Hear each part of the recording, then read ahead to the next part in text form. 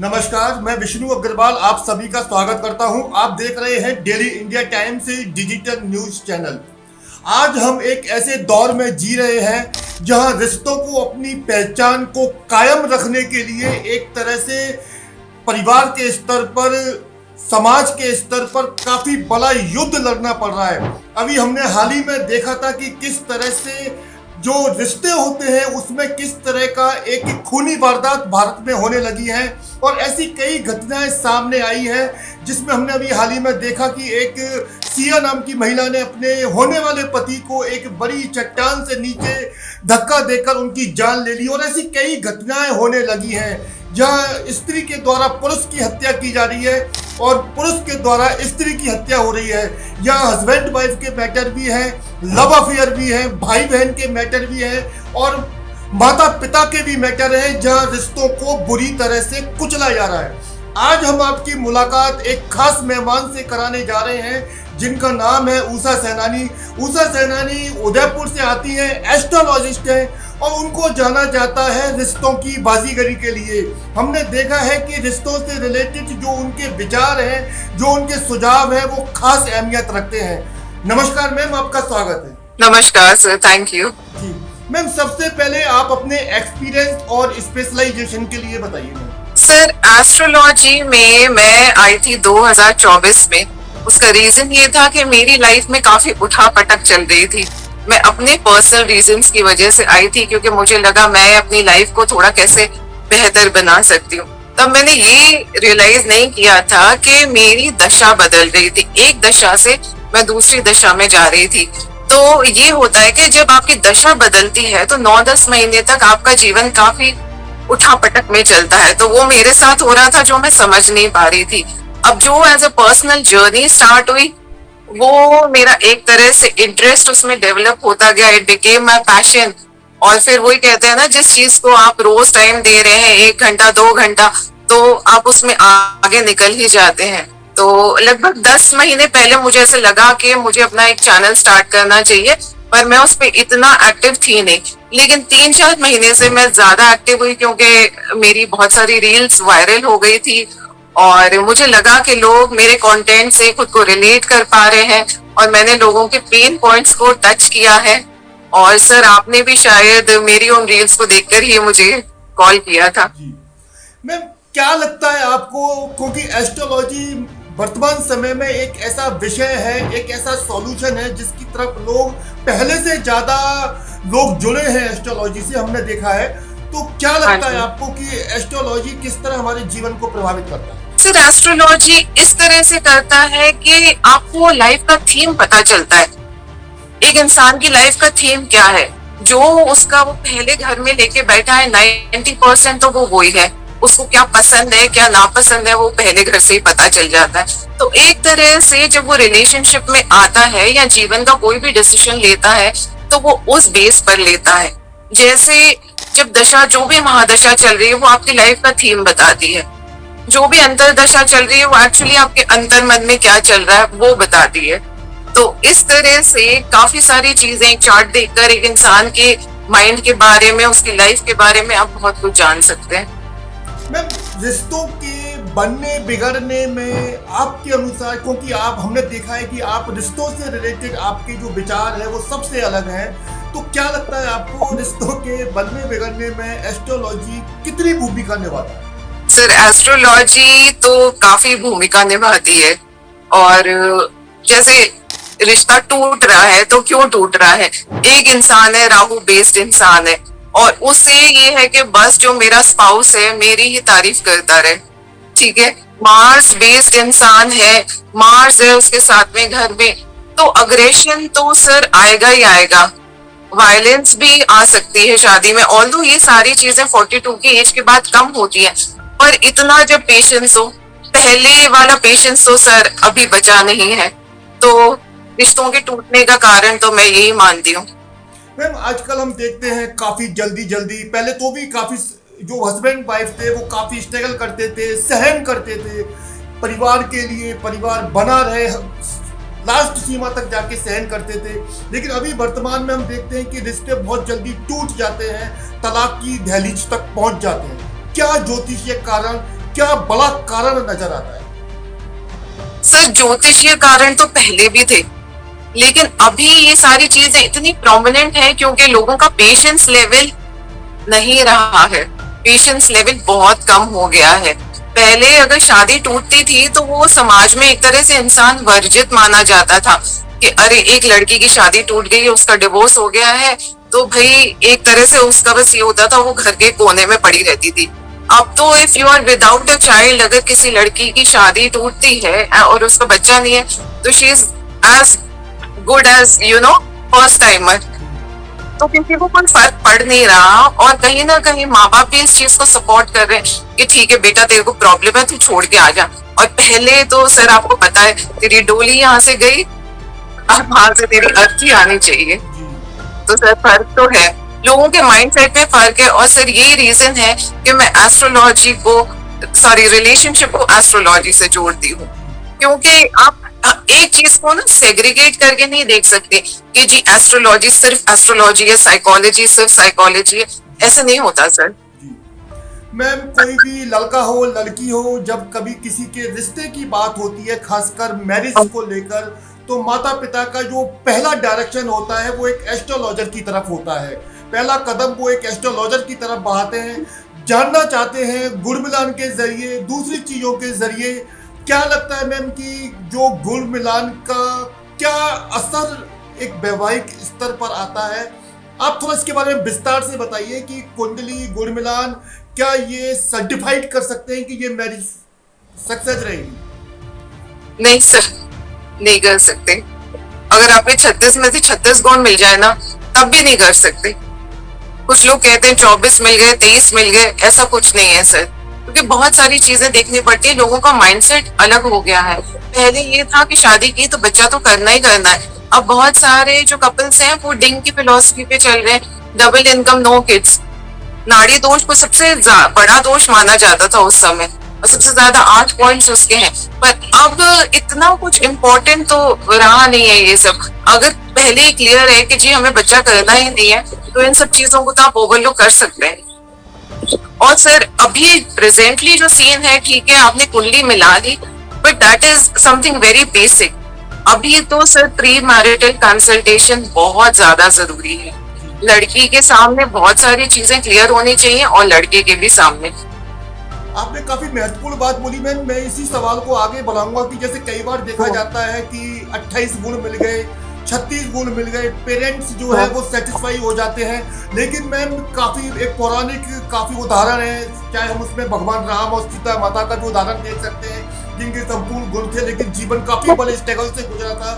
और मैम मैं आपसे एक बड़ा खास सवाल कर रहा हूँ कि मान लीजिए 36 गुण मिल गए, पहली बात क्या 36 गुण को एक स्ट्रॉन्ग आधार माना जा सकता है? प्लस और अगर नहीं माना जा सकता तो कुंडली में क्या क्या देखा जाना चाहिए जिससे ये पता चले कि लड़के या लड़की का व्यवहार कैसा रहेगा, हेल्थ कैसा रहेगा, फाइनेंशियल प्रॉब्लम कैसी रहेगी, जिससे वो रिश्ता सक्सेसफुल रहे?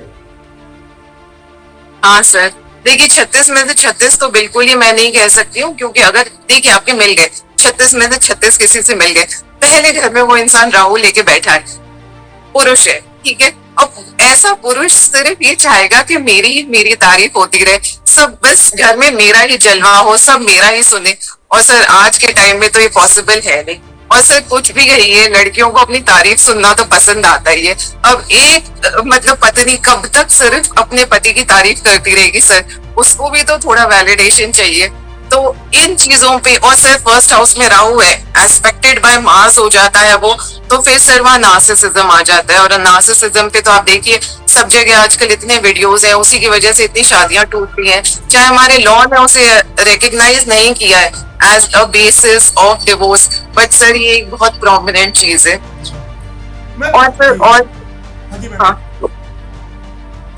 और सर कुछ और भी पूछ रहे थे आप? जी मैम, हमने आपका जो सोशल मीडिया पर कंटेंट है उसको रिसर्च किया। हमने देखा कि आपके जो रिलेशनशिप से जुड़े हुए कंटेंट को लोग काफ़ी पसंद करते हैं, काफ़ी उसमें इंटरेस्ट लेते हैं। हालांकि कई लोग काफ़ी नेगेटिव कमेंट भी करते हैं, लेकिन मैं आपसे जानना चाहता हूं, क्योंकि आप राजस्थान के उस शहर से आते हैं जो कि झीलों की नगरी है, काफ़ी खूबसूरत शहर है, ना सिर्फ राजस्थान में बल्कि पूरे भारत में।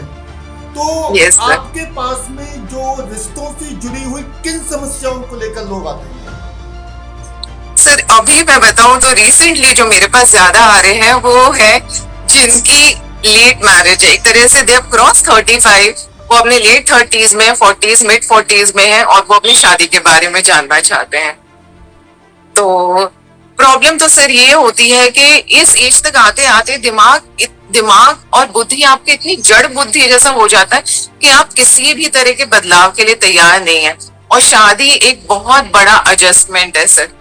और मैं अगर उनसे बोलती हूँ कि आपको अपने में ये चेंज लाना है, या सर सपोज एक पुरुष मेरे पास आता है 35 प्लस का, मुझे दिख रहा है इसका वीनस एलिमेंट तो बिल्कुल जीरो है, इसमें वो एलिमेंट ही नहीं है कि कोई लड़की इससे शादी करेगी, लेकिन उसका तो ये जी शादी कब होगी, मेरी शादी कब होगी।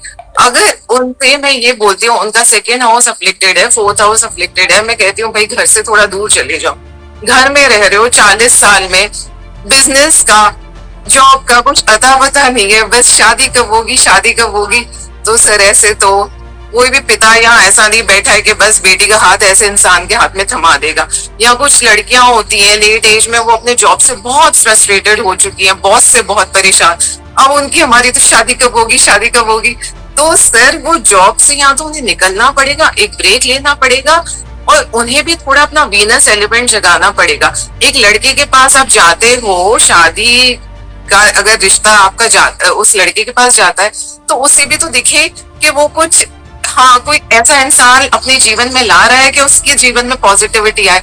वो ऐसे नेगेटिव इंसान से क्यों शादी करेगा? जी, मैं एक बड़ा खास सवाल है आपसे कि आपको रिश्तों से जुड़ी हुई एस्ट्रोलॉजी के लिए स्पेशलिस्ट माना जाता है, तो मैं आपसे जानना चाहता हूँ कि वो क्या खास कारण है जिसके कारण आपको लगा कि आपको ये रिश्तों की जो माया जाल है, जो रिश्तों की बाजीगरी है, जो जोड़ने तोड़ने का जो सब्जेक्ट लाइन है, आपने इसमें इतना गहरा इंटरेस्ट क्यों लिया? सर मैं अपना बर्थ चार्ट देखूं ना तो it comes naturally to me. Family मेरे लिए बहुत इंपॉर्टेंट है, और जैसे हम लोग जब बच्चे थे हमारे क्वेश्चन आता था ये सोशल स्टडीज में, the smallest unit of the society, और हम लोग फैमिली पे टिक मार्क करके आते थे। तो फैमिली सर मेरे उसमें मुझे लगता है कि मेरे चार्ट में बहुत ही एक प्रोमिनेंट चीज है। दूसरा मुझे ऐसा लगता है कि एज एन एस्ट्रोलॉजर मेरा वीनस और जुपिटर एंड मार्स इस तरह से है कि मैं लोगों को अगर गाइड करूंगी तो वो एक तरह से समझ लीजिए कि ईश्वर का बोला हुआ है, और मैं एक बस माध्यम हूँ लोगों को गाइड करने का। तो मुझे ऐसा लगता है ये सारी चीजें मुझे फेवर करती हैं, हर इंसान को शायद ना करे। मैम आपने काफी खास बात अभी अपने बारे में बताई। मेरा एक और आपसे क्रिटिकल सवाल मैं आपसे करने वाला हूँ। मैम हमारे भारतीय समाज में एक मिथक है, ये एस्ट्रोलॉजी से हटके है थोड़ा सवाल, कि कई बार ऐसा होता है चाहे वो लड़का हो या लड़की हो, लंबे समय तक उनकी मैरिज नहीं हो पा रही होती है, तो पेरेंट्स के माइंड में थॉट्स क्रिएट होता है कि ये लाइफ में सक्सेस नहीं हो पा रहे, लाइफ में अनेक प्रॉब्लम है, चलो इनकी मैरिज कर देते हैं, शायद हो सकता है कि मैरिज के बाद में लाइफ जो है पटरी पर आ जाए। क्या सोचते हो आप निजी तौर पर इस बारे में? नहीं सर, बिल्कुल नहीं। जैसे अभी आपने कहा कि क्राइम बढ़ रहा है, अगर सोनम रघुवंशी का हम केस देखें तो उसमें ये कहा गया था कि उस लड़की ने साफ कहा था मुझे शादी नहीं करनी, और देखना मैं शादी के बाद क्या करती हूँ। अगर क्लियरली वो बच्चा इतना रिबेलियस हो रहा है तो क्या करेंगे आप शादी के बाद? आप तो उस दूसरे इंसान की भी लाइफ खराब कर रहे हैं। तो पेरेंट्स को भी समझना पड़ेगा कि बच्चे अगर रिबेलियस मोड में है, कई बार सर उनकी दशा भी ऐसी चल रही होती है that they are rebellious without a reason. कुछ ऐसे लोग होते हैं, कोई जैसे राहु की किसी की दशा चल रही है इंसान अपने 22-23 साल में, बिना बात के सर उसको झगड़े करने ही करने हैं। ऐसे इंसान की आप सोचो शादी आप करवा दो तो आप दूसरे की भी लाइफ खराब कर रहे हो। मैम क्या 7th हाउस का शनि ये माना जाता है कि वैवाहिक जीवन के लिए एक श्राप की तरह होता है? क्या लगता है आपको 7th हाउस का शनि शादी को तोड़ देता है? नहीं सर, 7th हाउस का शनि बहुत अच्छा होता है, बहुत अच्छा। हाँ, आपकी लाइफ में ना ऐसा जलवा नहीं होगा, जैसे इंस्टाग्राम वाला जलवा नहीं होगा आपकी लाइफ में कि बहुत एक्साइटमेंट, फूल बरस रहे हैं और बस बहारें आ रही हैं, ऐसा कुछ नहीं होगा। पर वो पार्टनर ऐसा होगा कि आपको ना लेट मिलेगा, लेकिन वो जो मिलेगा ना तो एक तरह से परफेक्ट पार्टनर मिलेगा। आपको मतलब एक बांध के रखने वाला, ऐसे नहीं जैसे आजकल की लड़कियों का है या लड़कों का, we want freedom we want freedom, नहीं, वो आपको बांध के रखेगा। ऐसे नहीं कि कोई बोले कि जी मुझे रात को 3 बजे जाना है अपनी फ्रेंड के यहाँ, उसका ब्रेकअप हो गया, मैं उसको अच्छा फील करवाने जा रही हूँ, वो आपको जाने नहीं देगा। वो कहेगा कि चुपचाप अभी बैठ जाओ, सुबह को मैं तुम्हारे साथ चलूंगा, इमरजेंसी हुई तो वो खुद तैयार होके आपके साथ चलेगा। वो बांधने वाला होगा, बस वो आपको जलवा नहीं दिखाएगा जो आजकल बहुत सारी लड़कियों को चाहिए।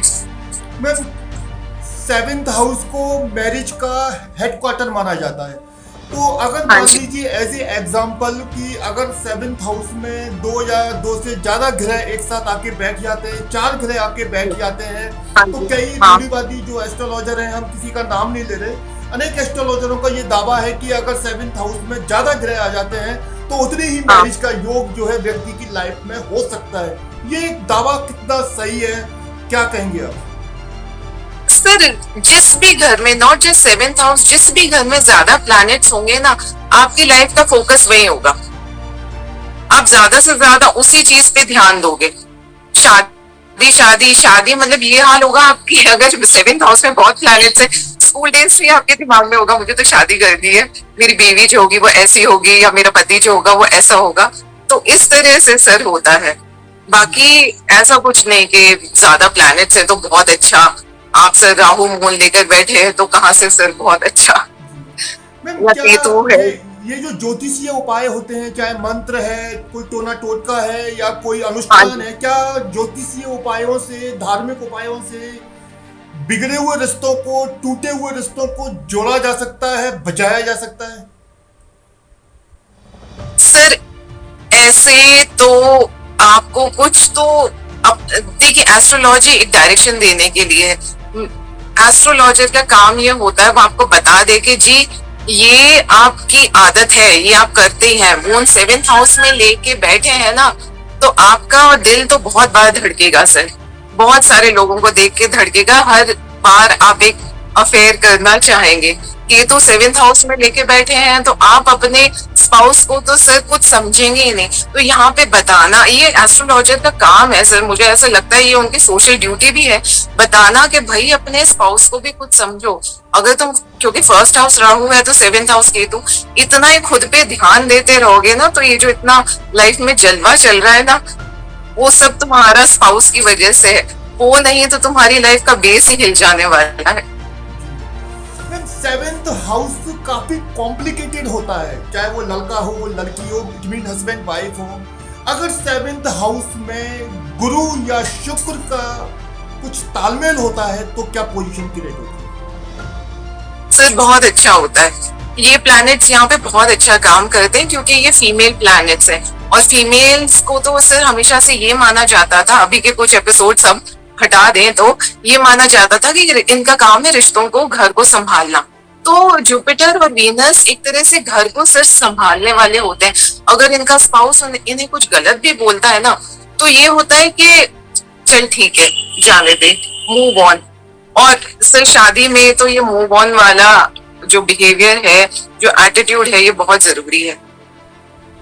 मैम, एक बड़ा मैं आपसे खास सवाल करने वाला हूँ, बहुत, और आजकल ये ट्रेंडिंग में भी है ये चीजें, कि सोशल मीडिया में अभी वर्तमान में सोशल मीडिया एक तरह से हमारी रगों में समाया हुआ है।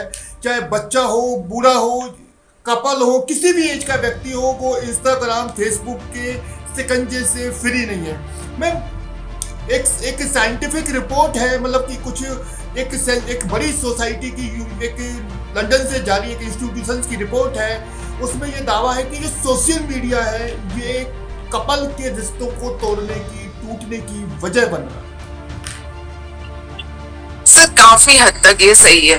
सबसे ज्यादा तो मैं कहूंगी द पॉर्न इज रिस्पॉन्सिबल, क्योंकि पॉर्न देखने के बाद, पॉर्न का इतना इजी एक्सेस होने के बाद शादी में फिजिकल इंटीमेसी बहुत कम हो गई है, जो कि एक बहुत बड़ी जरूरत है शादी में।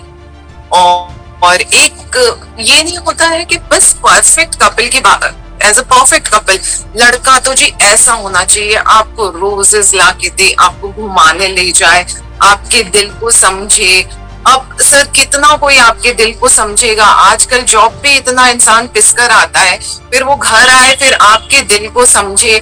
सर ये सारी चीजें जो है, ये लोगों को थोड़ा सा रियलिटी चेक देने की जरूरत है, जो मैं एज एस्ट्रोलॉजर भी देती रहती हूँ लोगों को जब वो मेरे पास कंसल्टेशन के लिए आते हैं। और ये सच ऐसे नहीं है कि आपके जीवन में एक शाहरुख खान आए तो वही आपके जीवन में जलवा ला सकता है।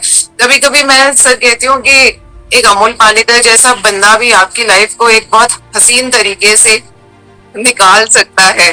जरूरी नहीं है कि बस जलवा ही जलवा होना चाहिए आपकी लाइफ में। मैम अभी आपने जैसे शाहरुख खान की बात की, इससे जुड़ा मेरा एक सवाल है मैम अभी तो, और ये बिल्कुल प्रैक्टिकल सवाल है मैम। लास्ट के 5 ईयर को हम मिनिमम लास्ट के 5 ईयर को लेते हैं और जो वर्तमान समय है, जो आने वाले समय से हम उसकी तुलना करें कि अभी जो मैक्सिमम जो गर्ल्स हैं वर्तमान में अपने देश के अंदर, उनका जो मैरिज को लेकर एक जो हाई एक्सपेक्टेशन है कि जो हस्बैंड है वो शाहरुख खान जैसा हो, सलमान खान, आमिर खान जैसा हो या ऋतिक रोशन जैसा हो मान लीजिए। और पहला मतलब बॉडी लैंग्वेज को वो उस तरह से देखते हैं, फाइनेंशियली रिचेस्ट पोजीशन को वो ज़्यादा मायने रखते हैं। इसके अलावा और भी सारी कई चीज़ें होती हैं, कुंडली का वहाँ कोई अस्तित्व नहीं होता।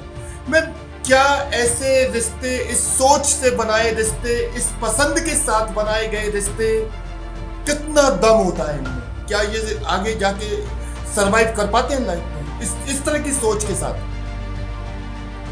नहीं सर, नहीं कर पाएंगे। मेरी तो सर लड़कियों से स्पेशली मैं उन्हें ये सलाह दूंगी कि जैसी आप हो ना, खुद से कम देखने में दिखता कैसे लड़का, खुद से कम ही चुनो। अगर तुम 19 हो तो 20 मत चुनो, तुमसे देखने में कम हो, 16-17 हो, क्योंकि तुम्हारे को तारीफ चाहिए। तुम जब तारीफ, लड़कियां सर उनका जो मन होता है मून की तरह होता है, उन्हें तारीफ सुनना बहुत पसंद है।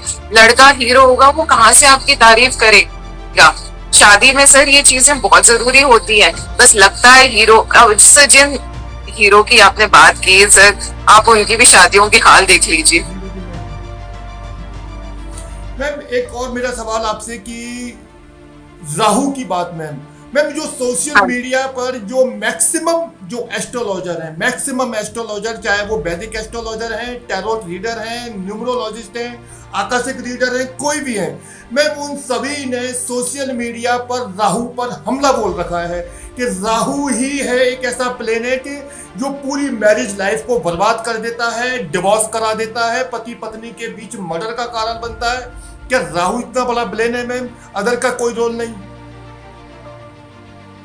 नहीं सर, बहुत सारे प्लैनेट्स का रोल है। राहु तो अगर सर बढ़िया हो तो वो आपका इतना सब कुछ अच्छा कर देता है, बस यही है कि डायरेक्शन की कमी। इसीलिए मैं कई बार कहती हूँ कि जिनका राहु चार्ट में इतना प्रोमिनेंट है, please have a mentor in life, क्योंकि मेंटर आपको गाइड करेगा तो आप सही रास्ते पे चल के सर आप दुनिया फतेह कर लोगे। और गलत रास्ते पे राहु आपको लेकर आया ना तो सर फिर तो वो आपको गर्त में ले जाएगा। तो राहु तो सर भ्रम है, राहु भ्रम है। लेकिन अगर भ्रम, सपोज आप कोई क्रिएटिविटी कर रहे हैं, क्रिएटिविटी में आप आगे आगे बढ़ रहे हैं, आप कंटेंट क्रिएशन कर रहे हैं, वहां आपका राहु है, तो सर आप नई ऊंचाइयों को छुएंगे। अब आप है कि जैसे सपोज किसी का 5th हाउस में राहु है, किस बिलवेड का, आपके बिलवेड का वो घर होता है, आप किसी के प्यार में पूरी तरह से सर पागल हो रहे हैं, तो मतलब आपको तो पता ही नहीं है। और एक मेलेफिक प्लैनेट जब आप लेके बैठते हैं अपने बिलवेड वाले घर में, तो दैट मीन्स आपके सर जब राहु की दशा जाएगी ना, तो आपको रियलाइज होगा कि है इस इंसान से, इसको मैंने अपनी लाइफ में इतनी तवज्जो दे रखी थी। तो सर वो धुआं जब हटता है ना तो सब कुछ सामने आ जाता है। तो वही है, या तो वो आपको ऊपर ले जाएगा या गर्त में ले जाएगा।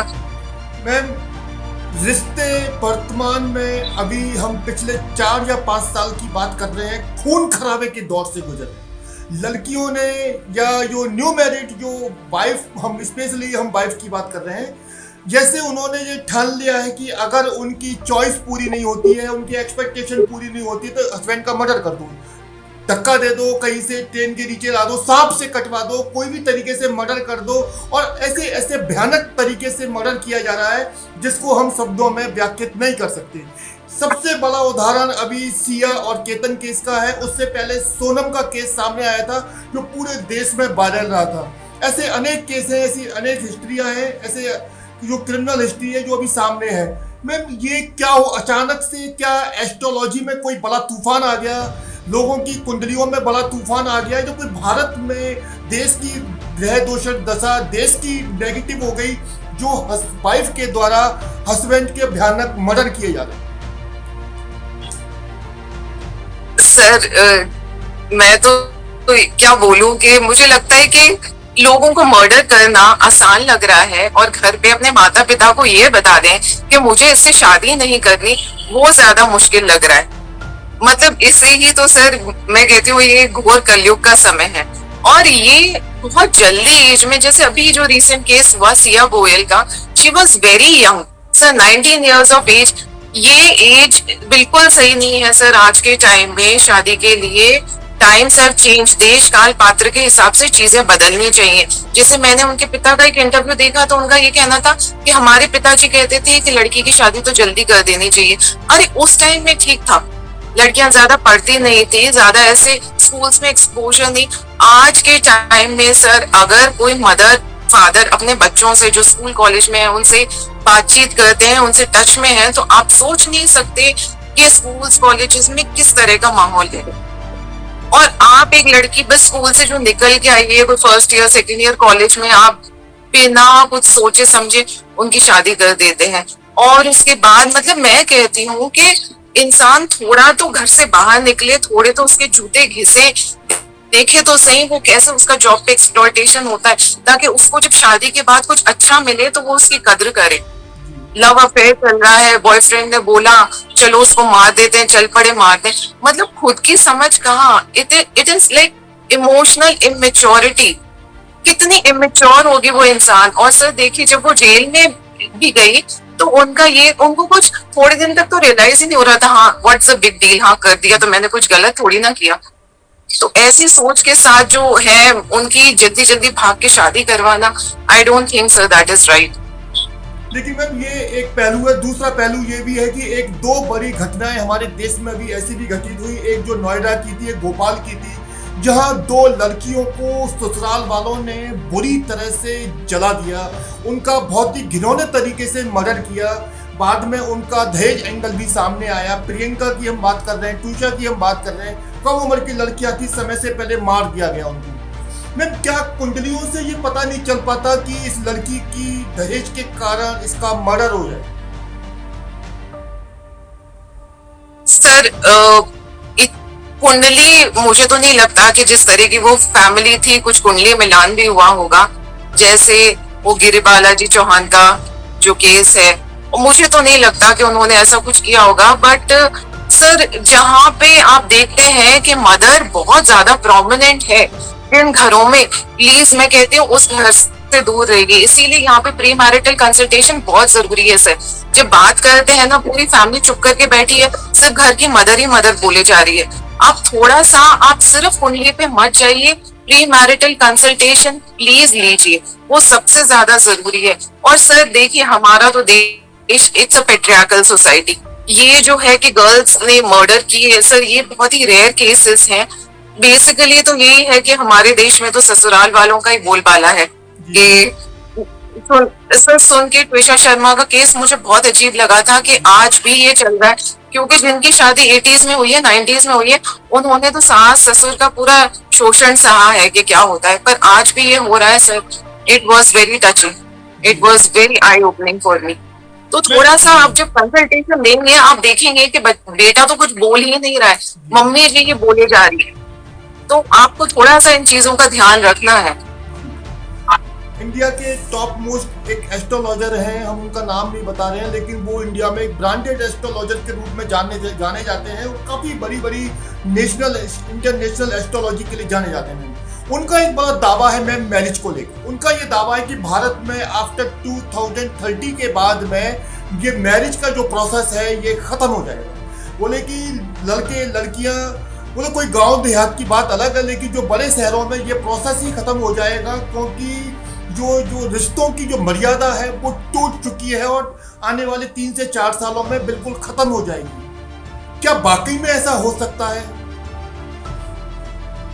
सर ऐसा मुझे तो नहीं लगता, लेकिन मैं इतना जानती हूँ कि ये जो अभी टाइम चल रहा है ना, ये बहुत उथल पुथल का समय है हमारे देश के लिए, बहुत उथल पुथल का समय, क्योंकि इंटरनेट की वजह से हम दुनिया से जुड़े हुए हैं। काफी हद तक हमारा देश दूसरे डेवलप देशों को कॉपी कर रहा है। पर सर मैं ये बता दूं, हाँ शादियां कम हो जाएंगी, ये जरूर है।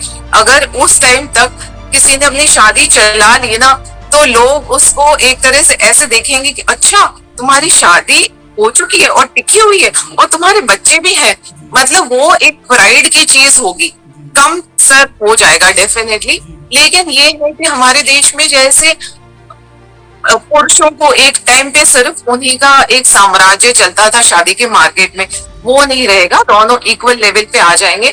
तो जितना डर थोड़ा लड़की वालों को लगता था एक टाइम के बाद, मुझे लगता है लड़के वालों को भी लगेगा, जो कि ठीक है सर, दोनों डर डर के आएंगे, पेरेंट्स भी थोड़ा सा डर के रहे, और ये नहीं उनको लगे कि बस बहू आ रही है तो हमारी सेवा करने आ रही है।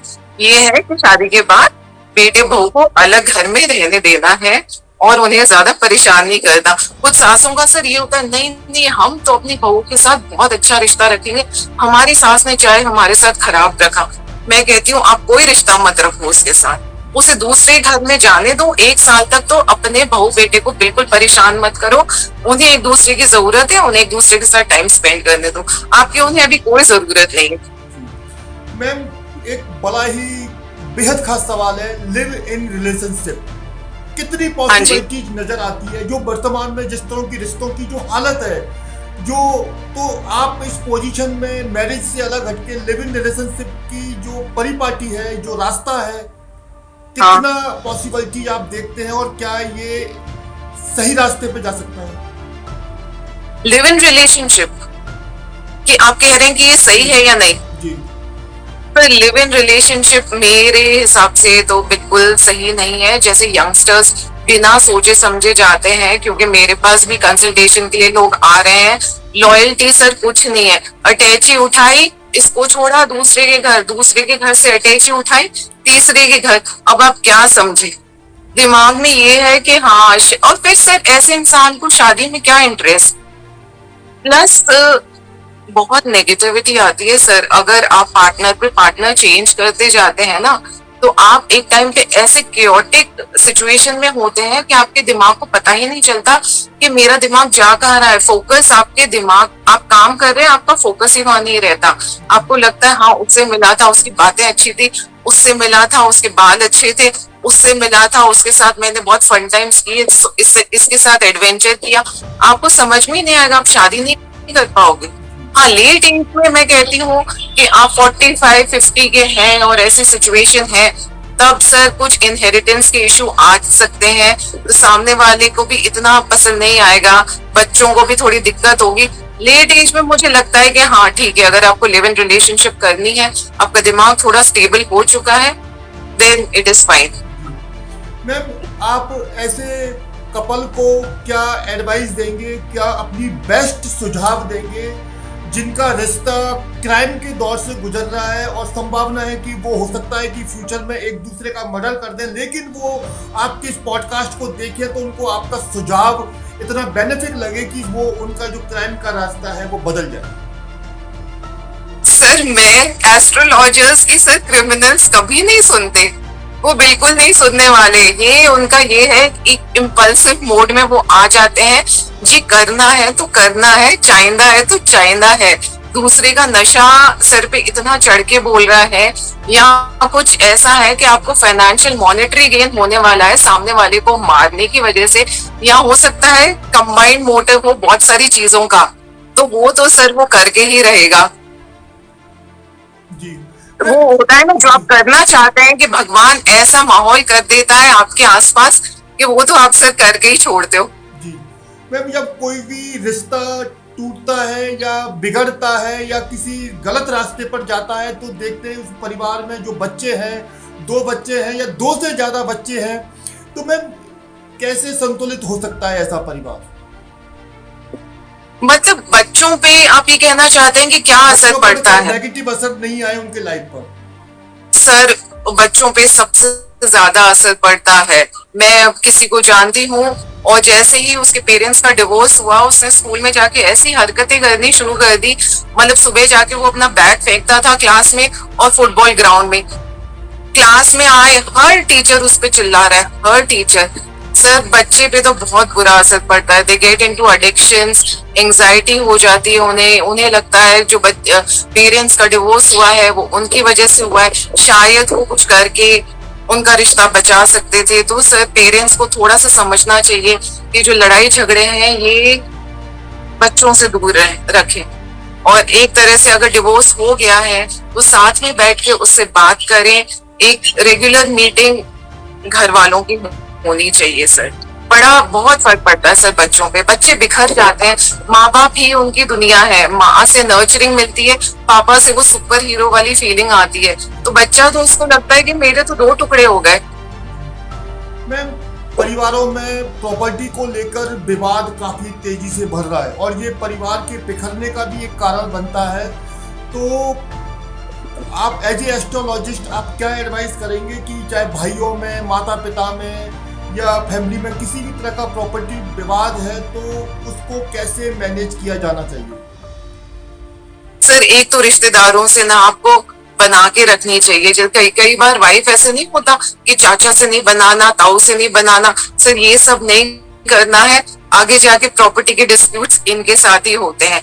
इनके साथ अच्छी तरह बता के रखो। और मैं कहती हूँ तीज त्योहार पे तो अच्छा खासा इनके साथ लेना देना करो कि आगे कोई दिक्कत नहीं आए। और पेरेंट्स को भी मैं ये एडवाइस देना चाहती हूँ कि बहुत सारी डिस्प्यूटेड प्रॉपर्टी है जिसपे आप बैठे हैं, प्लीज अपने जाने से पहले उसे एक क्लीन प्रॉपर्टी बना दीजिए। आजकल के टाइम में आपके बेटे बेटी की लाइफ में इतना कुछ है, बच्चों को पालना ही अपने आप में इतना बड़ा स्ट्रगल है। जॉब पे जाना, बिजनेस करना इतना बड़ा स्ट्रगल है, वो आगे जाके ये सारी चीजें सॉर्ट आउट नहीं कर पाएंगे। और आपकी ये जो जमीन है, घर है, आप ये मान के चलिए आपने सुध नहीं ली तो आसपास जो भू माफिया है, रिश्तेदार है, पड़ोसी है, उनकी पहले से ही नजर उस पे है। कुछ ने तो आपकी प्रॉपर्टी पे अपना बगीचा भी बना लिया है।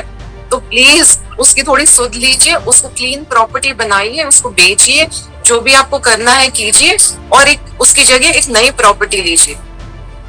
मैम, अभी ऐसे कई उदाहरण हमारे सामने आए हैं। एक अभी हाल ही में ये नोएडा से आया था, दिल्ली नोएडा से, कि मैम आजकल कई लड़कियां हैं जो ये फैसला कर लेती हैं लाइफ में कि हमें या तो मैरिज नहीं करनी या फिर आफ्टर मैरिज हमें अपने फादर का घर नहीं छोड़ना, क्योंकि वो अपने माता पिता के लिए, पेरेंट्स के लिए, छोटे भाई बहनों के लिए कुछ उनके दिमाग में कुछ दायित्व होते हैं, वो चाहते हैं, वो जुड़ के रहना चाहते हैं। मैम ऐसी लड़कियों को क्या लगता है आपको, उनका ये फैसला समाज के और परिवार के दृष्टिगत कि आफ्टर मैरिज पेरेंट्स का घर नहीं छोड़ना या मैरिज नहीं करनी क्योंकि पेरेंट्स का साथ देना है, कितना सही हो सकता है? सर देखिए, आप ना गाड़ी हमेशा रिवर्स गियर में नहीं चला सकते, गाड़ी को आगे भी चलाना पड़ता है। और अभी मैंने रिसेंटली इस पे एक रील बनाई थी।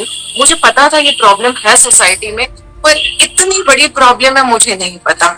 इतने लोगों के मैसेजेस आए हैं कि हमने इस चक्कर में शादी नहीं की, हमारी लाइफ खराब हो गई, हमारे पेरेंट्स ने ऐसा किया वैसा किया। इतने डीएम्स आए हैं सर कि मैं खुद हैरान हो गई कि ये इतनी बड़ी प्रॉब्लम है हमारे देश में। और देखिए एक लड़की, हाँ उस टाइम सोचते हैं, इमोशंस में बह जाते हैं, या आसपास किसी की शादी खराब हो तो देखी है तो लगा कि हमें नहीं करनी। पर देखिए कुछ हर इंसान के कुछ सपने होते हैं, मुझे ये करना है, घर खरीदना है, गाड़ी खरीदनी है, घूमने जाना है। तो वो सपने सर, आपको ये कश्मीर जाना है, स्विट्जरलैंड जाना है, वो सर आप कितना अपने माँ बाप के साथ देखोगे वो सपने। Ultimately you need a partner. और सर ये जो माँ बाप है सर, ये अमृत पीकर तो आए नहीं है, इन्हें भी सर जाना है। तो जब ये चले जाएंगे ना तो आपकी जो फैमिली होगी, जो आपके पति पत्नी बच्चे होंगे, वो ही आपको उस ट्रॉमा से निकाल पाएंगे। बहुत जरूरी है, सुबह जब आपको उठना ही पड़ेगा, बच्चे को स्कूल भेजना है, उसका होमवर्क करवाना है, वो ही आपको उस चीज से, मतलब आपके नेगेटिव थॉट्स को वो ही पॉजिटिव कर पाएगा। तो मुझे लगता है कि लड़कियों को इस बारे में सोचना चाहिए और माँ बाप को आगे होके बोलना चाहिए कि तुम शादी करो, बच्चे करो, हम उसे संभालेंगे। मैम, क्योंकि आप रिश्तों से जुड़ी हुई एस्ट्रोलॉजी मेन आधार है आपके पास, तो क्या आपके पास में कुछ ऐसे लड़के या लड़कियां आते हैं जो कि मैरिज में उस मैम की मैं उस लड़के को या लड़की को पसंद करता हूँ या करती हूँ, हम आप कुछ हमें ऐसा उपाय बताइए कि वो उससे मेरी मैरिज हो जाए, वो मेरे फेवर में हो जाए। हाँ सर, लेकिन मैं सर ऐसों को मैं एंटरटेन नहीं करती हूँ, क्योंकि उनका ये होता है कि मैम आप तो हमें 100% गारंटी दो कि बस उसका ये हो जाएगा कि वो बस हमारा ही नाम जपेगी। और वैसे तो उसने हमें 3 महीने से 4 महीने से फोन नहीं किया, लेकिन बस अब तो वो हमारा ही नाम ले, हमारी माला जपे और जल्दी से जल्दी हमारे पैरों में आ जाए। और इस तरह का सर उनका होता है। तो sir I don't entertain such clients. Ma'am कुंडली में ऐसे कौन से खास योग होते हैं जो कि हमारे रिश्ते को खूबसूरत बना सकते हैं? सर कुंडली में सर ये मैं जो सोचती हूँ, हो सकता है मेरी सोच काफियों से अलग हो। देखिए एक तो अगर आपके फीमेल प्लैनेट्स हैं 7th हाउस में, वो बहुत अच्छा रहता है। शादी में बहुत सारी गलतियां ओवरलुक हो जाती हैं। 10वां घर है हमारे जो प्रोफेशन से रिलेटेड है, कर्मा से रिलेटेड। अगर कोई वहां पे मेलेफिक प्लैनेट्स लेके बैठा है, देखिए सन है, राहु है, वहां पे अच्छा होता है। लेकिन दोनों का ही वहां पे वो होना, तो सर घर कौन बसाएगा? घर में जो नर्चरिंग चाहिए, घर को सजाना संवारना है, बच्चों को देखना है, दोनों ही काम में बिजी। बच्चे घर आए, वो किससे बात करेंगे, किसको अपना दुख बताएंगे अगर उनकी बुलिंग हुई है? तो सर मैं ये सजेस्ट करती हूँ कि अगर आपके 10th हाउस में राहु है, सन है, इस तरह के प्लैनेट बैठे हैं, तो एक तो इंसान हो, लड़का या लड़की, जिसके वहां पे 4थे घर में जुपिटर या वीनस हो। बैलेंस कर लें आप एक दूसरे को। और आपका जो सर सब ऐसा प्लैनेट है जो सबसे बेकार है, मतलब एक तरह से समझ लीजिए जो भी है, डेबिलिटेटेड है, वीक प्लैनेट है, तो देखो कि दूसरे का वो प्लैनेट अच्छा हो। एक का मार्स है, उसको हर चीज में डर लगता है, तो दूसरे का मार्स अच्छा हो, ये बहुत जरूरी है सर। 2 कमजोर इंसान एक सक्सेसफुल जिंदगी नहीं जी सकते। मैम आप एस्ट्रोलॉजिकली खुद को अपग्रेड रखने के लिए क्या टेक्निक यूज में लेते हैं अपनी नॉलेज को क्रिएट करने के लिए? क्योंकि आपकी जो रिलेशनशिप से जुड़ी एस्ट्रोलॉजी मेन आधार है, तो अपनी एस्ट्रोलॉजी ज्ञान को बढ़ाने के लिए क्या फार्मूला यूज में लेते हो? सर फॉर्मूला तो क्या है sir, astrology is every day. मुझे तो हर चीज में सर नजर आती है, क्योंकि वो होता है शायद सावन के अंधे को हरा ही हरा दिखता है। लोग किस तरह से बात करते हैं, क्या करते हैं, मतलब बोल के अगर रुक जाते हैं, उनके हैंड के मूवमेंट्स ऐसे ऐसे, सर उनसे भी बहुत सारी चीजें एक इंसान के बारे में पता चल जाती है। I am a social observer sir, तो मेरे को काफी सारी चीजें मेरे घर में जो काम करते हैं, मुझे कई बार उनकी बातें सुन के भी ये समझ में आ जाता है कि उनका कौन सा ग्रह कहाँ पर बैठा होगा। तो I keep upgrading my self. मुझे जो समझ में आता है, आई रीड बुक्स, और इस तरह से मैं करती रहती हूँ sir. And I discuss a lot of things with my daughter also. और क्योंकि वो जेंजी है, तो उनसे मुझे और पता चलता है, उनकी फ्रेंड्स की कई बार चार्ट्स देखने, तो सर वो ये सब चलता रहता है। It's like a part of my life now. मेरा आपसे लास्ट सवाल है और काफ़ी महत्वपूर्ण सवाल है, और आपका जवाब काफ़ी लोगों को मोटिवेट करेगा, इंस्पायर करेगा, उनको जीवन में सही रास्ते पर लाने के लिए एक बड़ा प्रयास होगा। मैं चाहता हूं कि आप ऐसे कपल को जो दिन रात लड़ाई झगड़ों में, क्राइम में, अपने परिवार को तोड़ने में लगे हुए हैं, बिखेरने में लगे हुए हैं, उनको 5 ऐसे बेस्ट टिप्स दें मैम, ताकि वो अपने परिवार को स्ट्रॉन्ग बनाए, परिवार में प्यार भरे, और उनका जो वैवाहिक जीवन है, किसी भी रिश्ते में उनका जीवन है, वो सक्सेसफुल रहे। सर देखिए, पहले तो एक ना किसी भी बाहर वाले इंसान को जिसके आने से आपकी लाइफ में झगड़ा होता है, वो आपकी बहन है, आपकी सास है, आपके जीजा जी है, आपका बॉस भी कुछ ऐसा करता है कि उसको भी आपके घर आने का बहुत ज्यादा शौक है, या कुछ भी, कोई भी आपकी कोई दोस्त है, उसके आते ही आपके घर में झगड़ा होता है, प्लीज ऐसे इंसान को निकाल बाहर कीजिए। कोई भी इंसान है जो एक जने की बात सुन रहा है, ठीक है, हस्बैंड ने जाके बुराई की, वो दूसरे को ज्ञान देना चला गया, सर ये बहुत गलत है। When you don't know both the sides, because शादी में सर जो हस्बैंड वाइफ का रिश्ता होता है ना, वो किसी थर्ड पर्सन को पता नहीं होता कि एक्चुअली क्या हुआ, तो आप ऐसे ही जाके ना ज्ञान नहीं दे सकते। वहां आपको, मुझे ऐसा लगता है कि आपको चुप रहना चाहिए जहां आपसे सलाह नहीं मांगी गई। Third thing I feel sir, physical intimacy is very important. At least it should be twice a week. कम से कम करना ही है, क्योंकि उसको करने के बाद आपको ये फीलिंग आएगी कि ठीक है, चल लड़ाई झगड़ा हुआ तो भी सब ठीक है, ऐसा कोई टेंशन लेने वाली बात नहीं है. एंड देन आई फील के सर फाइनेंसेस पे आपको एक लेवल पे आना है. फाइनेंशियल इनफिडेलिटी एक तरह से चीज आ जाती है कि फाइनेंसेस के बारे में लोग एक दूसरे को बताते नहीं है, अपने फाइनेंसेस छुपा रहे हैं या फैमिली को दे रहे हैं या कुछ किसी को अपने दोस्तों पे खर्च करना है. सर वो सारी चीजें बड़ी वो दिक्कतें करती हैं. कोई भी प्रॉब्लम हो एक दूसरे से मिल बैठ के बात कर लो और कोशिश करो जो जितनी इंटीमेट प्रॉब्लम हो बच्चों के सामने ना करो. बच्चों की आप दुनिया हो, आप झगड़ते हो उनकी दुनिया बिखर जाती है. आपने सुना उदयपुर राजस्थान की जानी मानी एस्ट्रोलॉजिस्ट उषा सैनानी जी को. उन्होंने हमारे सभी सवालों के काफी बेबाक तरीके से सेंसिबल एटीट्यूड के साथ जवाब दिए और रिश्तों से जुड़े हुए कई रहस्यों से, कई दुविधाओं से उन्होंने पर्दा हटाया और उन्होंने एक खास मैसेज दिया उन कपल के लिए जो कि अपने रिश्ते में क्राइम को जगह देते हैं और एक क्राइम अपने रिश्ते को एक खूनी अंजाम तक लेके जाते हैं. So thank you very much ma'am, आपने अपना कीमती समय हमें दिया. Thanks a lot ma'am. Thank you sir, thank you so much. I am honoured. Thank you ma'am.